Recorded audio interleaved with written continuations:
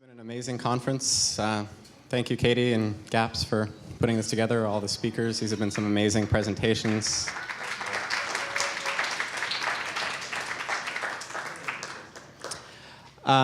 You've heard a lot about maps already from a lot of different perspectives. Rick talked a little bit about clinical research, long-term strategy, and his path, and Allison talked about our clinical development strategy, trying to make MDMA-assisted psychotherapy a legal, FDA-approved, insurance-covered prescription treatment for PTSD by 2021. Heard from Shannon, talked a little bit about the Zendo project, our psychedelic harm reduction work. What I'm going to talk about today is, it's really the marketing talk about MAPS. I'm the Director of Communications and Marketing for MAPS. My name is Brad Burge. I've been in my role at MAPS for a little over 4 years now. Prior to that, I was an intern with MAPS for a couple of years, just taking summers, trying to wheedle my way into the organization and learn about what it was doing.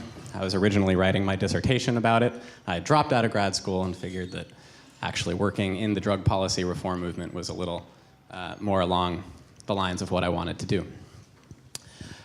So I'm talking today about transforming medicines, and what we're doing here, and what excites me the most about my work and what MAPS is doing in the domain of marketing and public relations is telling new stories. That's new stories about psychedelics, because we're tired of the same old stories. Those stories are very familiar. I debated starting this presentation today with a bunch of images from the war on drugs, reefer madness, DARE program. Instead, I'll just remind you of this. What I didn't want to do is reinforce the old stereotypes. We're all used to seeing the cracked out psychedelic user, hearing the stories of people jumping out of windows on LSD, thinking about brain damage and these scientifically flawed brain scans from the late 1990s and 2000s that showed that ecstasy caused holes in the brain. I'm not going to go over all of those old stories, all of those old images about what psychedelics are and what they can do, because we're tired of them. We're all here because we're looking for something new. So, how do we tell a new story about psychedelics? The way that I approach psychedelics when it comes to marketing is remembering that people are terrified of them. On a mass cultural mainstream level, people are terrified of psychedelics. The police officers that just walked past the MAPS table out here after this incident that we had, they said, you know, this is just totally expected, given, you know, what topics we're addressing here today, and just kind of walked off.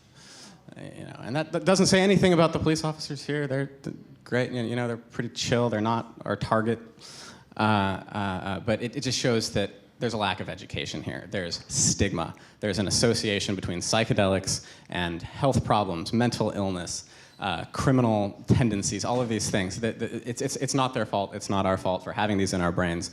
But we need to tell a new story if we're going to make the healing properties, the healing uses of psychedelics available anytime within our lifetime. So we need to start telling a new story. And that means when we're speaking with friends, when we're speaking with family, we're speaking with colleagues, teachers, to not start with the old stories. You know, ecstasy, that thing that you think causes holes in the brain? Walls go up. Yeah, I know those things. What are you going to try to convince me of, you crazy drug user? You know, that's what happens. Rather than starting with, you know, psychedelics are something that have been used for thousands of years, and they were used in therapy, and then a few people got their hands on them, and they got exaggerated in the mainstream press and blew up, and people do abuse them, but they're primarily tools of insight and healing that have been used poorly for a very long time. So starting with that story instead of the old story, you get off of that old image immediately. So what I'm going to try to go through today is try to provide some practical tools, in the sense, some images, some public relations successes, different areas where the healing or beneficial uses of psychedelics and cannabis resonate with our culture today.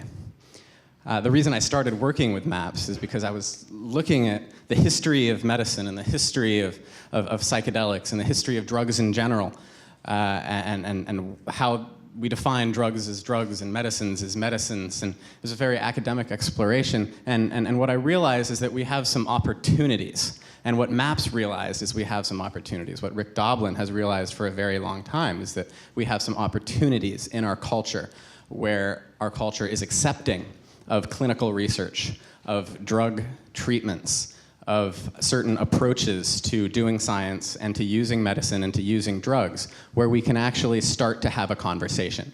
And for MAPS, since the political route had been blocked, and this is what Rick talked about last night, since the political angle had been blocked by the Drug Enforcement Administration, by various political authorities, the way forward had to be through science and medicine. And that was because he perceived in 1985 that our culture is accepting of medical research, of double-blind, placebo-controlled research. That's a conversation we can have with anybody, from our family and friends to senators and Department of Defense officials. They all understand that.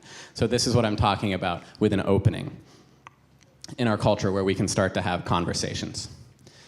So when we start talking about psychedelics, well, what are psychedelics? Do they come on a tab sheet? Are they pressed tablets? Are they little? Well, we have different images now. This is Dr. Phil Wolfson. He is the principal investigator for our just approved, just about to start study of MDMA-assisted psychotherapy for treating anxiety in people with life-threatening illness. This study is about to take place in Marin, in Northern California, just north of San Francisco. And this is a DEA-approved bottle of methylene dioxymethamphetamine that he's holding in his hand.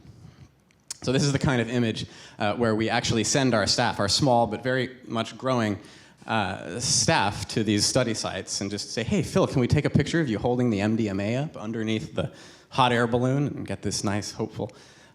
So we actually have the opportunity now to create new stock photos for psychedelic research.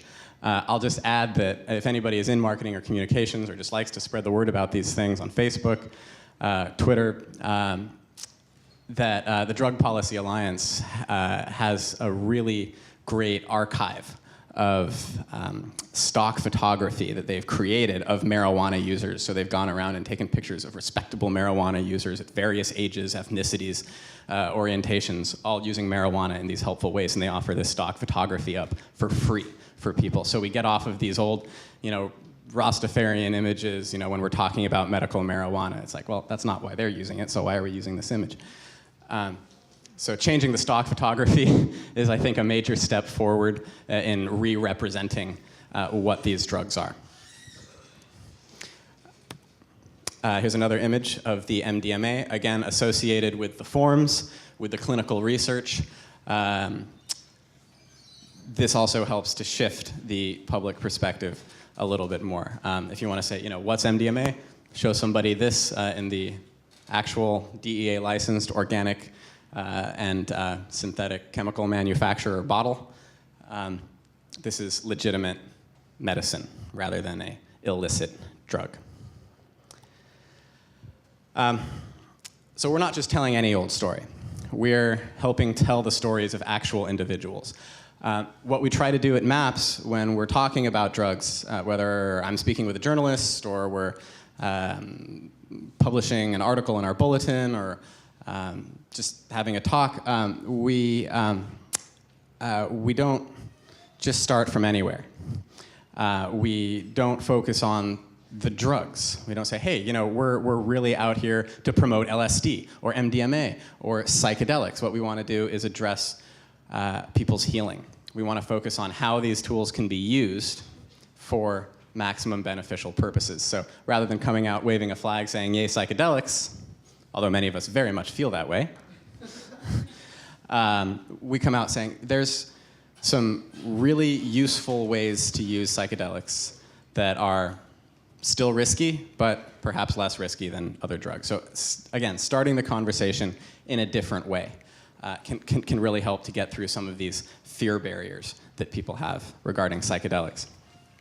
one example of how we're helping tell other stories, and we're starting with how patients or subjects are experiencing beneficial or having beneficial experiences from psychedelics is in our ibogaine research.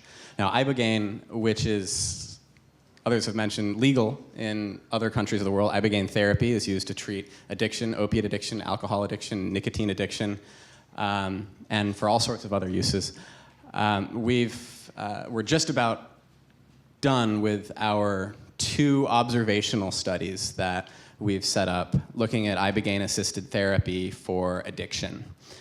We didn't actually administer the ibogaine to anybody. We're not quite there with the clinical research. What we're doing now is collecting case accounts. That's the first thing that you do. So if you want to start a study looking at psychedelics or something that's been demonized or not thoroughly studied in the scientific area, you go and collect case reports. You start interviewing people saying, hey, if you had an experience, what was it like?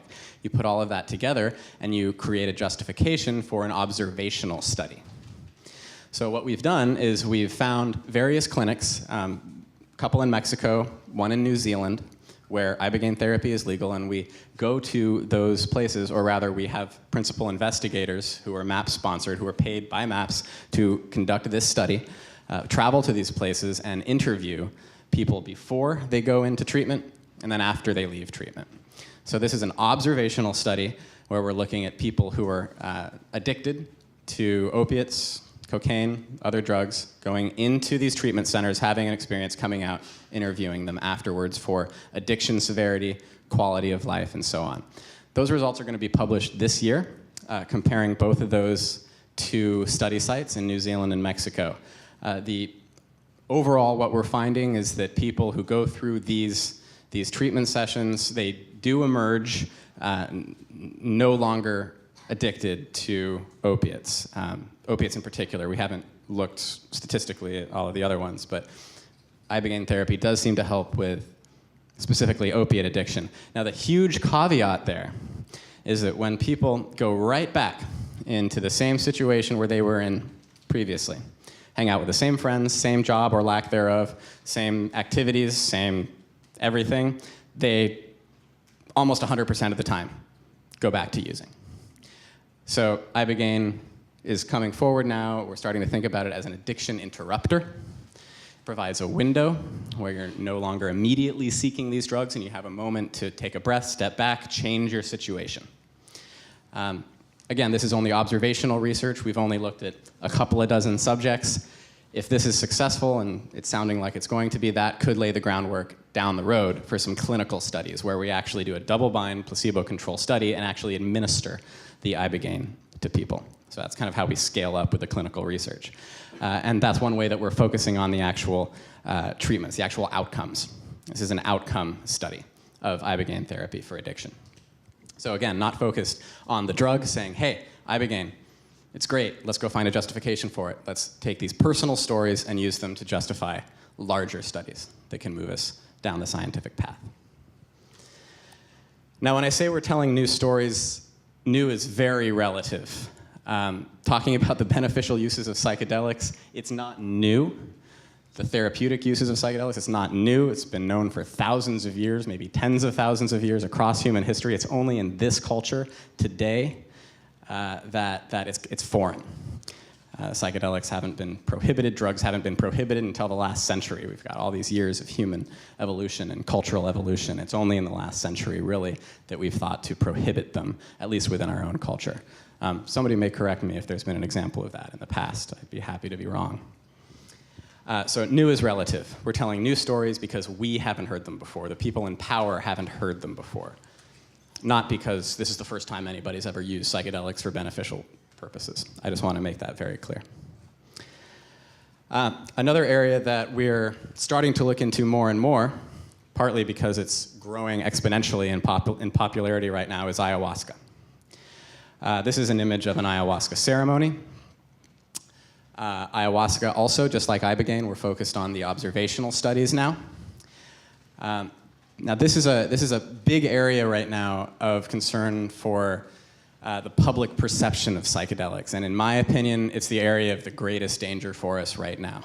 Because not since the introduction of LSD in the 1960s have we had such a spread, such a fast spread of interest, or a rapid growth of interest in the West from Westerners using a psychedelic. That spread that is happening with ayahuasca right now, with thousands and thousands of people. Elle magazine, Marie Claire magazine, I mean, this is all over the news.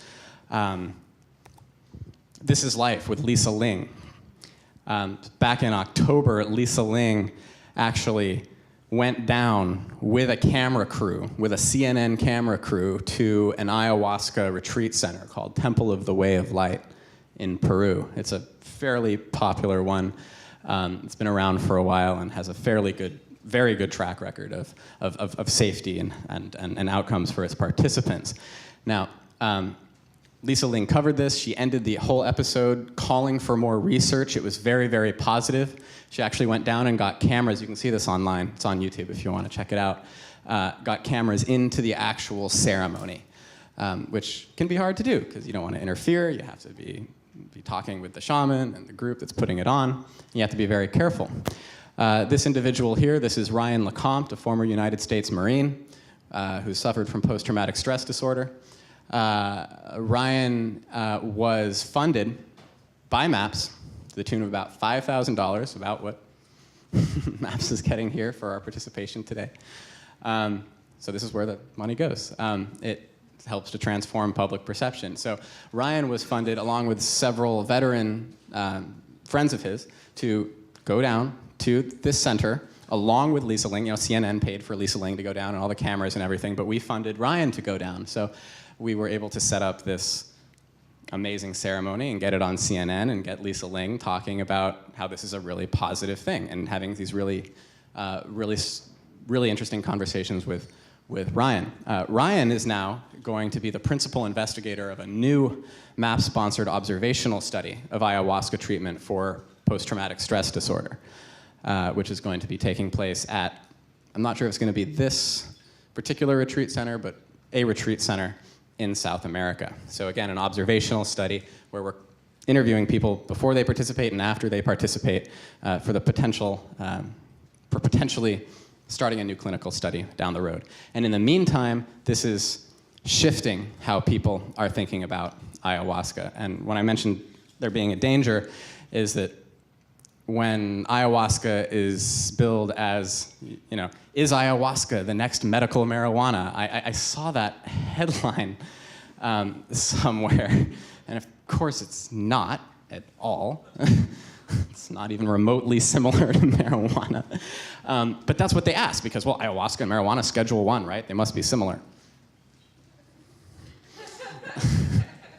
The only thing they have in common is they're not liked by the powers that be.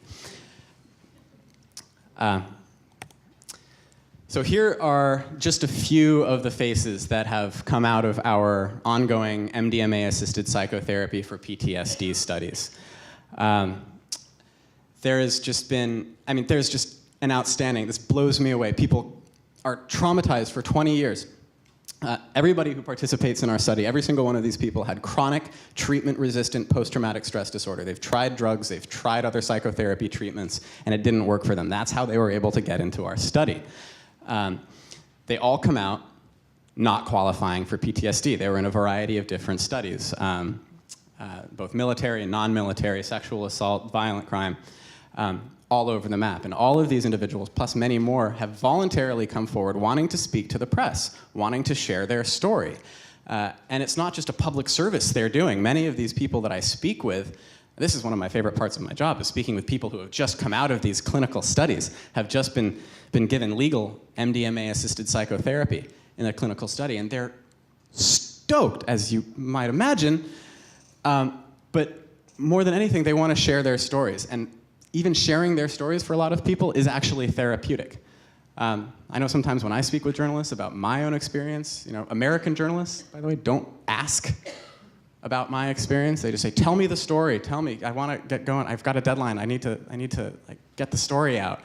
But they don't ask me, it's like, hey, have you ever taken psychedelics? This is a really interesting thing about European journalists. They're a little bit more to the point, I think. Almost without fail, if I'm speaking with a European journalist, they'll say, so have you tried LSD? As if it's just like, you know. And I'll tell them, like, yeah. Can we go back to the research now? So as a result of these public conversations that we're having, we're starting to see some cracks and fissures in the old stories happening. They're just not holding up anymore. When the National Institute on Drug Abuse comes out saying, we support marijuana research, what are you talking about? They don't even say that anymore. They're much more specific. Because in fact, they've been blocking our marijuana research, as Rick talked a little bit about yesterday. They just can't hold it. They just can't hold the illusion anymore because it's clear, because of all the press, that there are blockades. There is a lot of stigma still left for marijuana and for cannabis, for marijuana and for psychedelics. Here's one of my favorite pictures of Rick Doblin. This is Rick starting to create some of these cracks. This is a medical marijuana farm in Israel. We're currently blocked, or we're still trying to get marijuana from the National Institute on Drug Abuse for our study, treating veterans with PTSD. Looking for alternative sources for that marijuana has become kind of a part-time job for Rick and a lot of members of our staff. So going to Israel, which has the strongest national medical marijuana program in the world, they have a federally, this is a nationally controlled, operated medical marijuana farm in Israel that Rick is touring, looking for alternative sources. We still haven't found one. So pointing to the systematic resistance, the entrenched resistance to marijuana research has occupied a great deal of our time in the last year. This is psychiatrist Dr. Sue Sisley, who here she's sitting on these tiles. This was right after she was fired, or shortly before she was fired, in between when she was told she was fired and she had to leave, by the University of Arizona last year, after we'd gotten approval for our marijuana study. University of Arizona said they were firing her for her political activism and a bunch of other reasons, and then they said they couldn't comment, and then the president came on, and it was a media disaster for these guys. Journalists would call me, they say like, well, what does U of A have to say about the firing of Dr. Sisley? I say, I don't know, why don't you give them a call? Here's their number. They were not happy. They were getting a lot of calls because they were stonewalling journalists. They were refusing to answer journalists' questions. That's the best moment in a PR person's day, is when the opposing side refuses to comment. It's like, I'll tell you everything about what we're doing and our motivations, and they refuse to comment. They look like jerks. So here she is, Sue Sisley, standing on the motto of the University of Arizona, which is bigger questions, better answers. And then she was fired. Here's an image of the National Institute on Drug Abuse marijuana farm that Rick so astutely pointed out got a federal grant for, was it $38 million?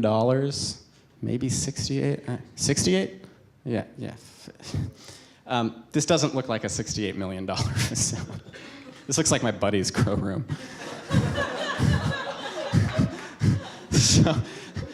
Here's the obstacles down here. The Department of Health and Human Services, the National Institute on Drug Abuse, and the Drug Enforcement Administration are all in various ways standing in the way of medical marijuana research, trying to slow it down.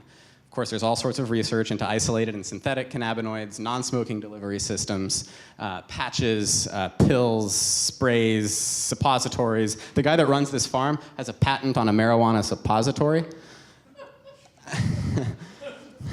And yet there's been no clinical research looking at what happens when you smoke it. Yeah. So the Colorado Department of Public Health and Environment, these guys are rock stars because they are swimming in dollars as a result of taxes from sales of recreational marijuana. They got more than they know what to do with. The state of Colorado is considering having an Alaska-style program where everybody who lives in Alaska, you get a certain amount a year. You don't have to pay taxes because of oil sales. They just make so much money in oil. It's like if you live there, you just get a little money. Colorado is considering doing that same thing. Just give money back to people because you live in Colorado and we're making bank from marijuana. So here's some money. Colorado Department of Public Health and Environment granted us a $2.1 million grant to study marijuana for PTSD with Dr. Sue Sisley. So also, as Rick pointed out last night, firing of Dr. Sue Sisley was potentially one of the best things that could have happened to us. So the media are really helping us out now. The media are on to the story of psychedelic medicine. They're on to the story of medical marijuana. And they're tired of being lied to. They're tired of the DARE propaganda. And this is journalists. One point is that when we're dealing with these large structures, these systems of oppression, these historical blockages of whole systems of cultural thought, like psychedelics, the government isn't a thing. The media isn't a thing. They're always only people. It's been a big advantage, I think, that the MAPS has had is that we've engaged with regulators, FDA officials, Department of Defense administrators as human beings, not as the agencies that they're working for. Because you go to any individual and they say, yeah, I support this, this makes sense, I want to help PTSD, I want to help veterans. It's like, sure, it doesn't sound so bad, you're acknowledging the risks, okay. But I'm kind of afraid to talk about it because I'm a boss. And then we go upstairs. We're like, okay, talk to his boss. We're like, okay, what do you think? He's like, well, yeah, I support this, but I'm a boss. It just keeps going like that. So now we're talking to the senior officials, departments of defense, and they're just like, we don't want it to get out. Fortunately, Dr. Sanjay Gupta disagrees. This Weed 3 documentary is airing tonight, April 19th. CNN is aware of the holiday weekend.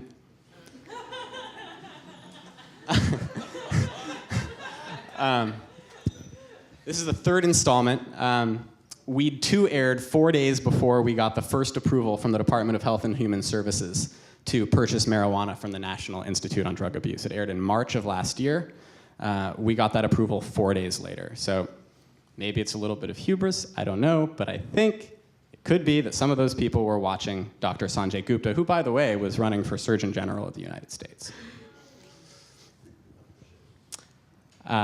Yeah, so check that out. If you guys are at home and have televisions, I don't, check it out. Here's another great headline. This is not a headline that we write, this is a headline that they write. This is extremely powerful. If you can talk about the New York Times covering LSD, you can talk about it with your grandma. My grandma cuts out psilocybin clippings and sends them to me because she knows what I do, and she probably has some suspicion that maybe they could help. Here's the cover of the British Journal of Psychiatry. The British Journal of Psychiatry. This is an extremely affluent British journal, well recognized around the world, and here we have Anne and Sasha Shulgin as painted by Alex Gray on the cover, and a series of articles, including Making a Medicine out of MDMA by a couple of British psychiatrists, Ben Sessa and David Nutt, who we're working with. British Journal of Psychiatry. This is a trippy painting on the cover of the British Journal of Psychiatry. The New Yorker, a piece by Michael Pollan, the author of Botany of Desire. If you haven't seen Botany of Desire or read it, outstanding. Michael Pollan is an expert on the intertwining of drugs and human culture across history, and he did this incredible piece. He came to a MAPS board meeting and talked to everybody about the resurgence of psychedelic medicine, and this was the image that ran with the New Yorker piece. I'm going to show you a brief clip. Hopefully the sound will work. This is from CBS's The Doctors, which aired late last year and is, well, you'll see.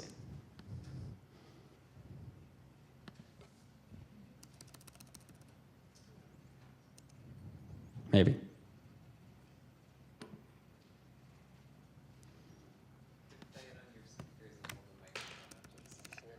And psychiatrist Dr. Julie Holland, editor of Ecstasy, the Complete Guide, who is joining us via Polycom. And I want to share something with our viewers. Rachel, thank you for allowing us to share this. People are completely unaware of how this MDMA treatment is carried out. We're going to show you it for the first time. What you're about to see is something very private. It's very personal. Rachel has agreed to share this. In this video, she's under the effects of MDMA. This is when she said she had a breakthrough in her ability to trust and connect with people again. Let's take a look. I couldn't keep up, or... Oh, this is so great. This is so great. See how we can both have gears? Danny, our fears are dancing between us. Our fears are dancing between us, Art. making art. They're out in the open running around. They're out in the open running around, right? Oh, God. That is so Oh, healing. God, that's so healing. Holding us down. Oh, thank you so much. Well, thank you for starting it. You started that little flame dance. Oh, my God. It feels so wonderful to be with you right now. Just to be... And I appreciate you sharing And with me. notice who started that. Me? It's a little different than you thought it would be, right? No, it's not a party, it's hard work. This was just outstanding to see this. Were you all able to hear that okay? Cool, cool. So that reframing, Rachel is incredible. She completed our first study. She had PTSD for 19 years from sexual assault and completed our first study and wrote a book on Platonic parenting and started speaking about her experience and just became and is now an incredibly articulate advocate for this therapy. As you can see, she's very aware of the preconceptions that this very mainstream audience might have about psychedelic therapy, MDMA therapy. It's not a party, it's hard work. We get video of all of our treatment sessions. She gave permission for this to be used. Yeah, I was really, really happy with the show. I was a little worried when they first contacted us. I was like, oh my gosh. I watched a couple of their episodes and it was like Botox injections and like, I mean, this is probably the most sane, balanced, normal episode this show has ever had. Because it was about psychedelics. I guess I didn't feel like they needed to like make it too crazy.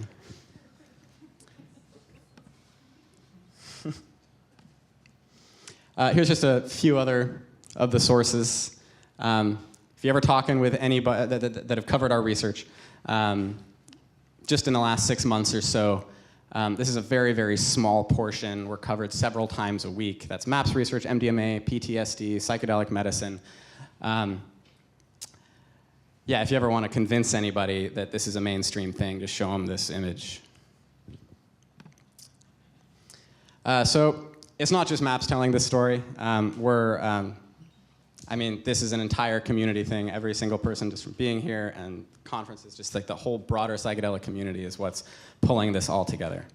If people were running around misbehaving or talking poorly to the press, it wouldn't be working as well. So this is an image to which Rick alluded to last night. This is Michael Mithofer, our principal investigator, who cut off his 20-year ponytail just for this meeting. This is Michael Mithofer and the late Dr. Richard Rockefeller at the Pentagon waiting room. This image was not supposed to be taken. But this is Dr. Richard Rockefeller, who, as Rick mentioned, helped us incredibly in making some connections with senior officials at the Departments of Defense. And just by having that conversation with these officials in the Pentagon, we've experienced no resistance to working with Veterans Administration or Veterans Affairs affiliated psychiatrists to start a series of new studies looking at different aspects of MDMA-assisted psychotherapy for PTSD. The Rockefeller Foundation may support us in the future. His family is not him. Unfortunately, he died in a plane crash late last year. It was an absolute tragedy.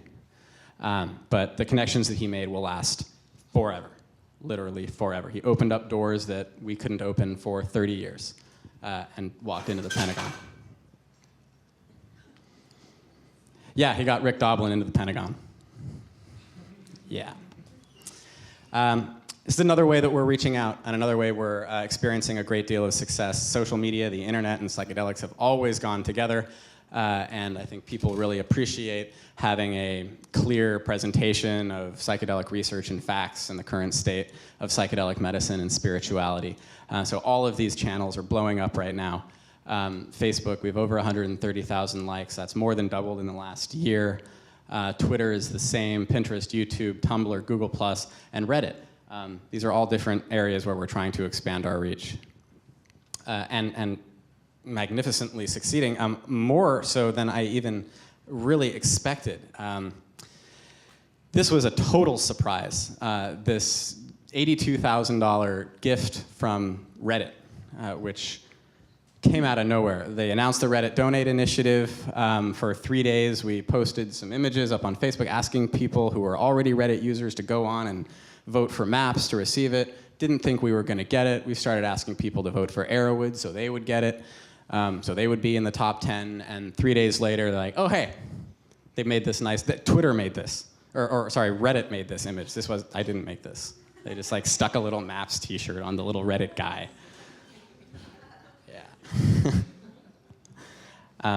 Yeah, so just another surprising place from the community, from the larger community, where this support is coming from. And we didn't ask for this. And I'm hoping that that happens more and more often. Our Legalizing Psychedelic Therapy campaign, which was our Indiegogo campaign last year, again, yeah, we're needing to change our goals, like, regularly. If anything, we've been aiming too low with social media and crowdfunding, just thinking based on the extensive history of psychedelics being stigmatized, psychedelics being swept under the rug, we can expect this amount of success with these things. Well, it's routinely twice that in terms of responses to emails or donations or number of people contributing. Our goal was $50,000. We raised over $141,000 from this campaign, all for our MDMA and PTSD research. And that's from, yeah, it's awesome. That's from 2/3 of those people who gave had never given a penny to MAPS before. So this isn't just like our crowd. This is new people. We're framing it in a way that is reaching people in a more effective way.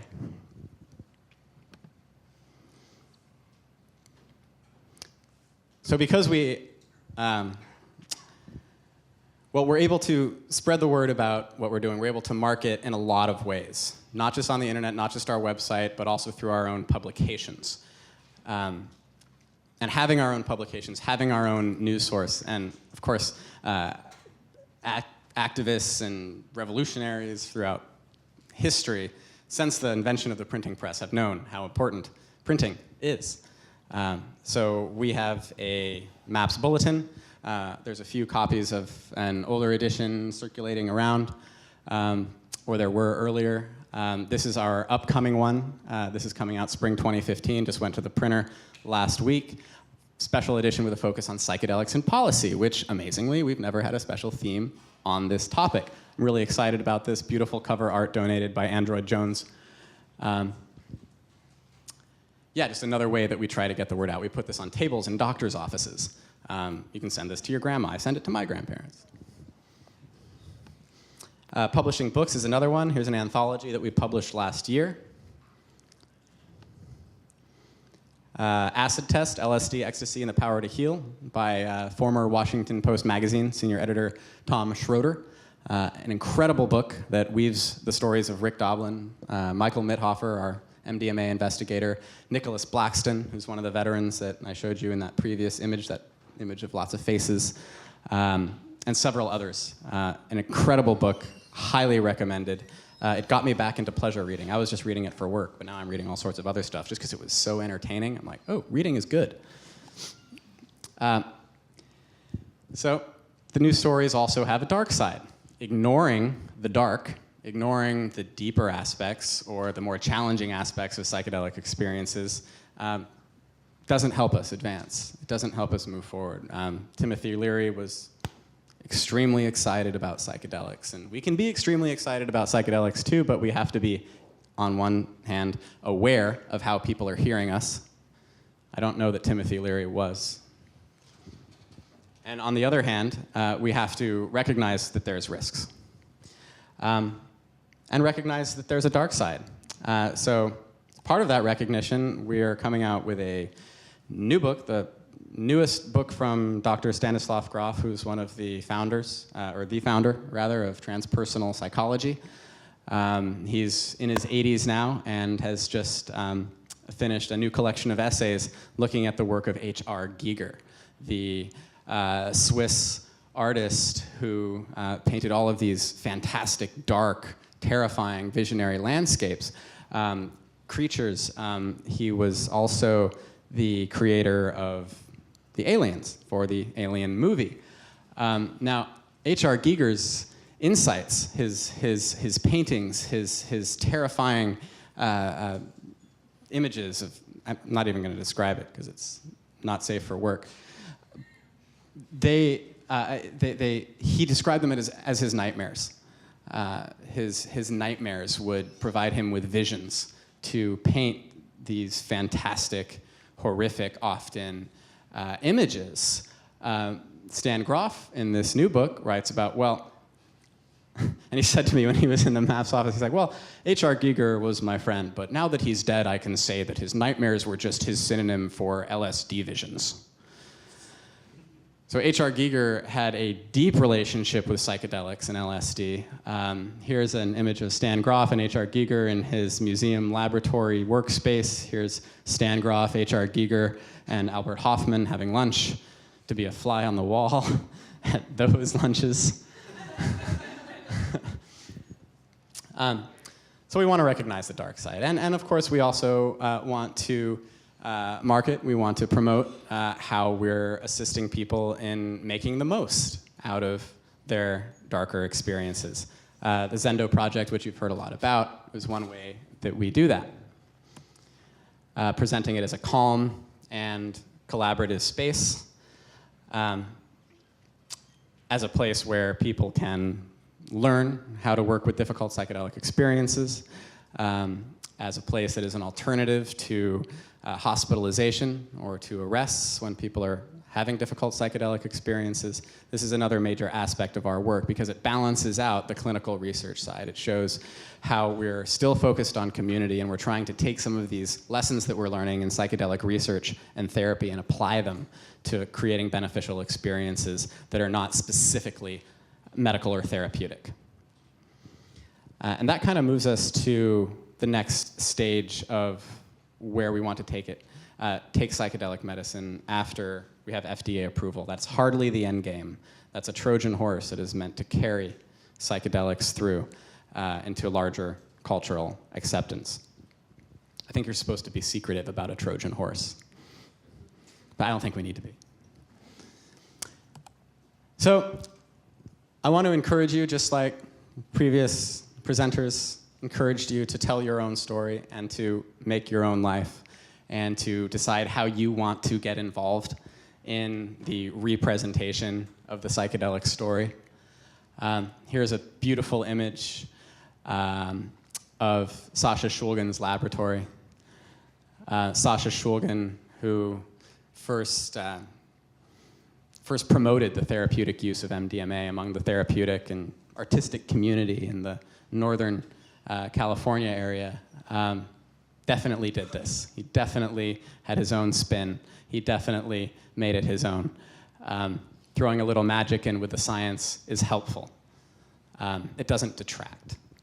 As long as we're presenting science in a clear and honest way, we're doing good research, we're being responsible. Sasha Shulgin was a DEA licensed chemist. He was able to create all of these many hundreds, if not thousands, of novel psychedelic and psychoactive compounds legally. And he did it with flair, and he did it with fun, and he did it with building community. And we can do that. Here are some great resources. In the MAPS Bulletin, the special Psychedelics and Education edition, there's a couple of great articles I just want to draw your attention to. maps.org/bulletin is where you can access these online. Great article on making your mark in the psychedelic renaissance, about the various academic and professional paths that you might take if you want to have a career in the psychedelic renaissance as it currently looks. That's everything from being a therapist, being a neuroscientist, to the various ways that other presenters have talked about. This other incredible article from our friend Daniel Jabbour, Psychedelic Society Goes Global, is all about coming out of the psychedelic closet and how we can talk to our friends and family, loved ones across the dinner table about these topics. So yeah, lots of opportunities to participate. I'm very excited at the success of Psychedelic Science 2013, which is receding into the distant past. But over 2,000 people from all over the world, including hundreds of researchers, showed up for this event in Oakland in 2013. Here is the entire main lecture room raising their hands at a question. I'll let you guess what the question was. The next one is coming up in 2017. It feels like a long way off, but we just signed the contract with the Oakland Marriott City Center, and we'll be expecting a whole lot more this time. Great place to come and meet people and get connected with the psychedelic community. Everything from business suits to beads and everything in between. It's an amazing play space in the sense that I get to put on a suit, which is an incredibly effective tool, as Terry pointed out yesterday. It's my favorite costume because of how effective it is. You walk into a room with a suit on, and people just kind of assume that you know everything, and it's really funny. I was up like smoking a joint in the fourth floor smoking garage, and these kids come up to me like, "This is just a huge relief." Yeah, because you thought, yeah, okay. So again, there's a lot of space to play going forward. I'm just going to quickly go through a couple of places where I'm most excited for the marketing and public relations aspects of psychedelics to improve or blow up in the next 5 to 10 years. One, bam, 2021, late 2021 is about what we're expecting for the approval of the first psychedelic by the FDA, MDMA, combined with psychotherapy for the treatment of post-traumatic stress disorder. When that happens, a lot is going to change. We've already started thinking about what's going to happen there with the formation of the MAPS Public Benefit Corporation that Allison and Rick both talked about. That's our wholly owned for-profit subsidiary that is going to be responsible, that is currently responsible for conducting all of our clinical research and will be responsible for actually selling MDMA and training therapists once it's approved. So what happens once it's approved? Well, it actually gets a lot harder. And I don't know much about this. We can market, promote psychedelic research all day long. As long as we're talking about research, we're talking about funding research, investigating these treatments, trying to find out if they work. But once the FDA says it works, there are tomes of restrictions, regulations about how you can legally market and distribute approved drugs. So I'm really excited about that. We're going to have to learn as a community, as MAPS in general, how do we deal with these things once they're actually legal? We're so used to them being stigmatized. We're so used to them trying to bring them out of the closet. So once they're out of the closet, what do? It's a big question. And it's really exciting because it means we all get to be professionals and sell drugs legally. Ones that we believe in. And ones that people don't have to take every day for the rest of their lives. In honor of Bicycle Day, I just want to remind us that we're talking about evolution and not a revolution. Framing it as a revolution is scary. We think about heads being cut off in the French Revolution. We think about people being imprisoned in the 60s for political revolution. This is an evolution that we're going for. It might feel conservative to people who still want to put all the LSD in the water supply. That's not what we want to do, and we don't think it's going to be helpful. So instead, we just want to take it to the next stage. To the next stage, and that's a pretty awesome place to be. And I mentioned this just a second ago. More than the medicine, more than the medical applications, more than being covered by insurance or concrete treatments for specific medical diagnoses, which have their own whole set of problems. Just the problem of diagnosis and the problem of being labeled with a disease. That's a whole other thing. But making these substances more widely available for all purposes, for anybody who wants to use them. Not just people who are sick or dying, but people who want to be more creative or who want to unpack something in their heads or who want to do anything. really, that's where we want to take these drugs. And we want to do so in a way that's safe and in a way that's legal. Because as long as they're illegal, they're still unsafe. Because you don't know what you're getting. And you don't have the resources for integration or preparation and so on. So that's what I'm most excited about. And that's about where my presentation lands. I guess, do we have time? Cool.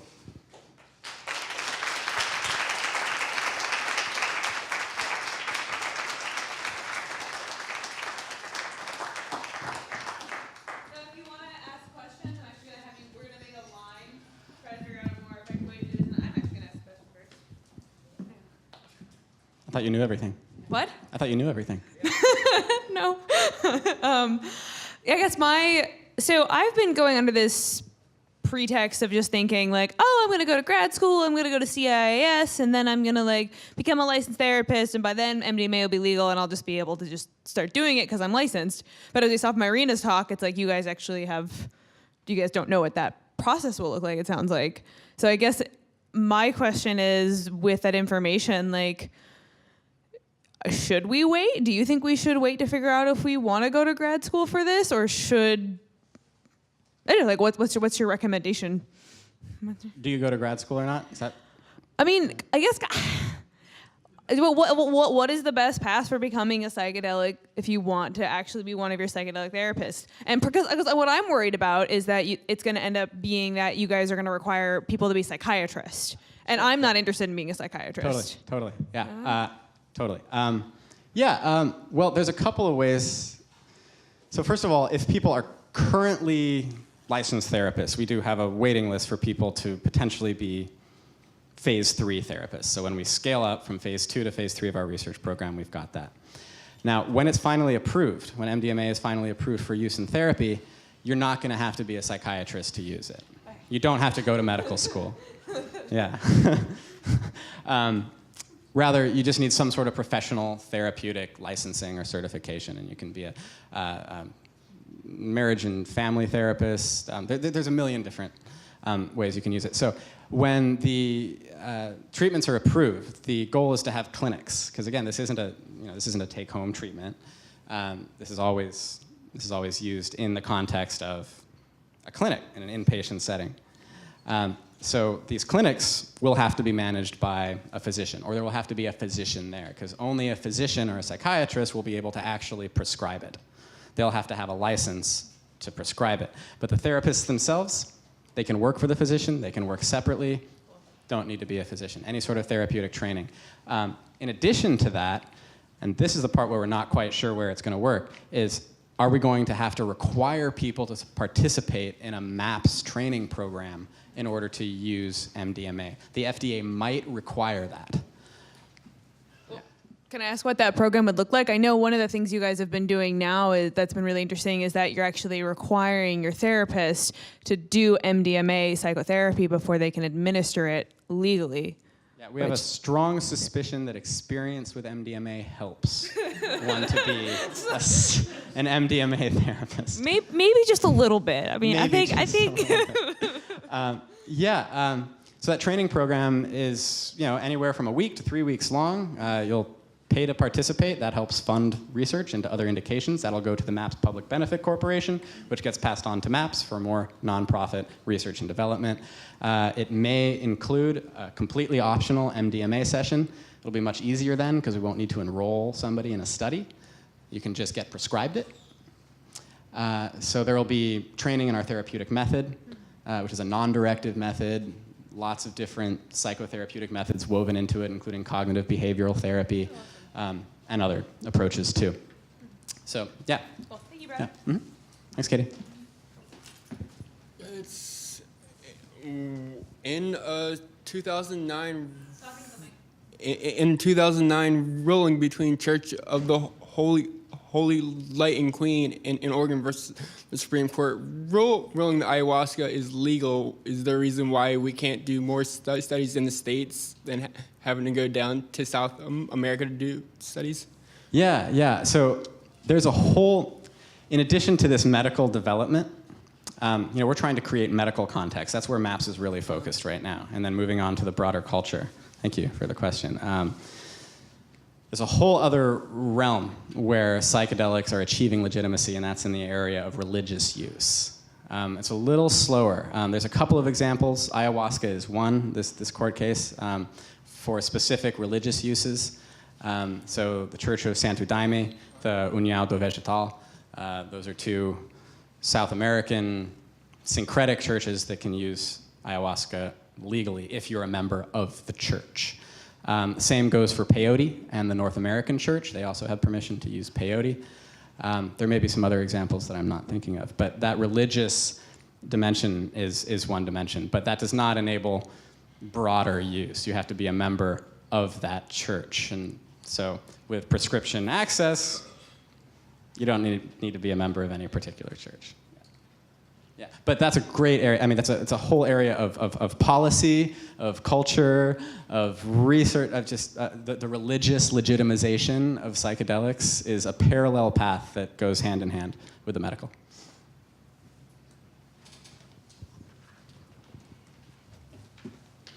All right, that was kind of perfect. So I'm wondering how MAPS answers the question of that cultural conversation around ayahuasca and ibogaine, because that's not North American culture, and yet we're driving this right now. So how do we answer the question of our interface with that?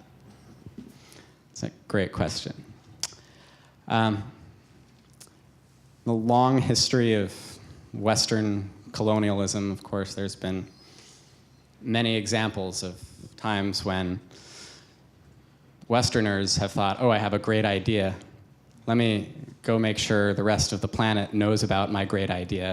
And let me go change all of your traditions and make sure that you have the laws to support the use of this.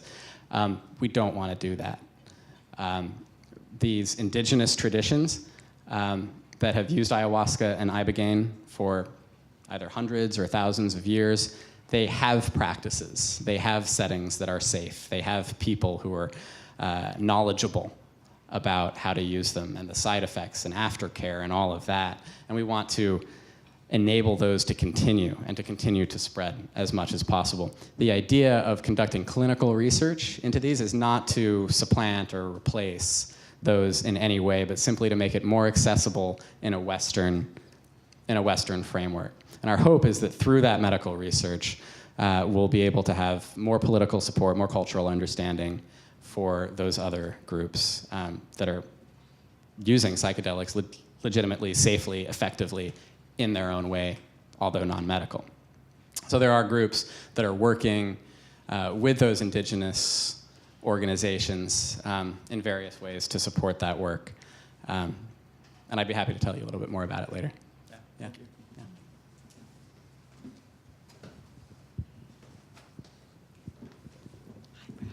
I know. Great job, Brad. I just want to make a few comments and then ask you a question. One is that I do notice a lot of people criticize like the medicalization of psychedelics or the religious association of psychedelics. However, it seems like two pathways that are effective at this point in the game. And so sometimes if you can't get in the door, you got to like go around and come in a window, you know? So I think I'm really just impressed. I was just sitting up there thinking about when I first met MAPS at Rain Dance, when Brian Wallace was in charge of flipping grilled cheese. And I was helping flip grilled cheese and became a volunteer. And just to see the growth that's happened in 6 years on so many people's personal levels and the organization, it's amazing. I wanted to let you know that there is a program in development at CIS called the Center for Psychedelic Medicines and Therapy. So that's happening. And that program is developing as a certificate program that will enable licensed or licensable healthcare professionals or mental health professionals, still a little vague, who want to participate in phase 3 studies, because once that actually happens, the need for therapists is going to go up, and the need for supportive communities and informed people who want to help people maybe in the role of preparation or integration, maybe not actually conducting sessions, but people who want to help hold a container. That need's about to go up big time once this hits. So CIS is putting together a training program to address those different aspects of supporting the work with the collaboration with MAPS, Hefter, all these different organizations. And then the question I want to ask you, and they need money, so if you have any or know anybody that has it, get in touch with them too. And then for you, Brad, what do you see in our lifetime? Like looking 30, 35 years down the road, where do you think we'll be? Well, I'm 31 years old, so it's hard to look 30 years in the future.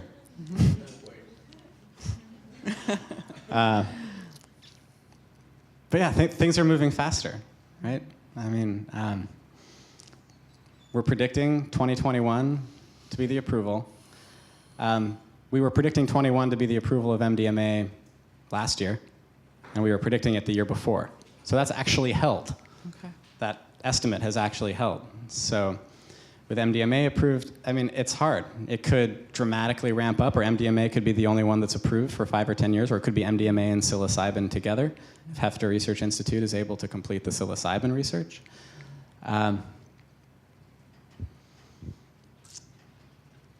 What I hope is that coming to MAPS personally from a perspective of wanting to see mainstream medicine turned on its head, seeing all of these drugs and all of these treatments that don't work, and wanting to see psychedelic treatments being more available and psychedelics in generally being less stigmatized and able to have a conversation about it, making psychedelics a first-line defense rather than a last-ditch saving effort. Those are my hopes, and I'm feeling pretty good about them. Yeah. Thank you. I see it. Yeah, we all need to see it. The more people share a vision, the more likely it is to happen.